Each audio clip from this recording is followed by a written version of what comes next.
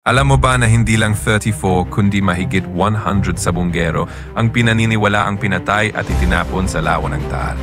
Pero bakit? Ano ba talaga ang totoo sa likod ng mga pagtungkot? Ngayong lalantad na ang daking Tagaloob, ilalantad na rin natin ang madugong sikreto ng Isabong. Part 1, ang simula ng sagwatan. Lahat nagsimula noong 2021. May mga sabunggero na nagtityope o nandadaya. Ang modus, alam nilang matatalo ang manok nila, kaya tumataya sila ng malaki sa kalaban via GCash. Online sabong kasi, kaya kahit talo ang manok, panalo sa pusta. Pero may problema, nadiskubre ng mga boss ng Isabong at ang solusyon nila, dapin, patahimikin, iligpit. Brutal. Naparusa. Ayon sa whistleblower na si alias Totoy, kapag nahuli kang nandaya sa sabong, inuutos ni Atong Ang at ng banyang mga kasabwat na hulihin at patayin ka. 15 pulis ang sangkot, dinadampot ang sabunggero, itinatalian, isinasakay sa van, at pagdating sa tagong lugar, pinapatay at itinatapon sa lawa ng Taal. May buhangin sa sako para hindi lumutang. Hindi lang sabunggero ang nadamay. May nadamay na helper, manok boy hanggang nobya. Basta kasama nung araw na yon, wala nang nakabalik. Inside job at double cross. Lumitaw rin na may sabunggero na nag-clone ng Isabong website para kumita. Kasama na dito si Ricardo Lasco, master agent, na biglang dinukot sa sarili niyang bahay. Walang bakas, walang katawan. Sabi ng insider, nang himasok sila sa negosyo, kaya pinatahimik.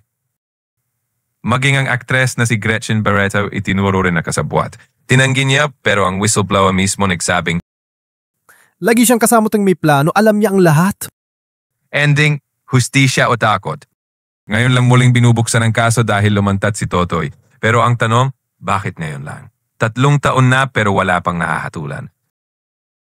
Sobrang laki ng pera sa likod ng Isabong. 60 billion kada buwan ang umiikot noon. Sino pa ba ang kayang lumaban sa ganyang kalaking sindikato?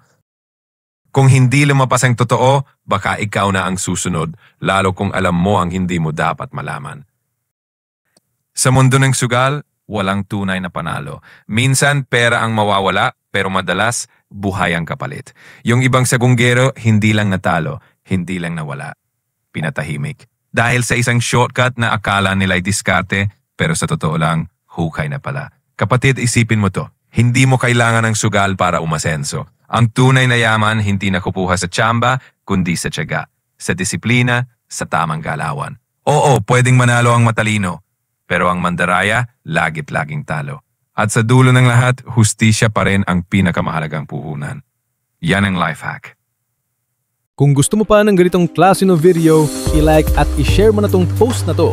At syempre, don't forget to follow Lifehack PH para lagi kang updated sa mga tips na pwedeng makatulong sa'yo. I-click mo na rin ang notification bell para ikaw ang unang makakita sa susunod kong content.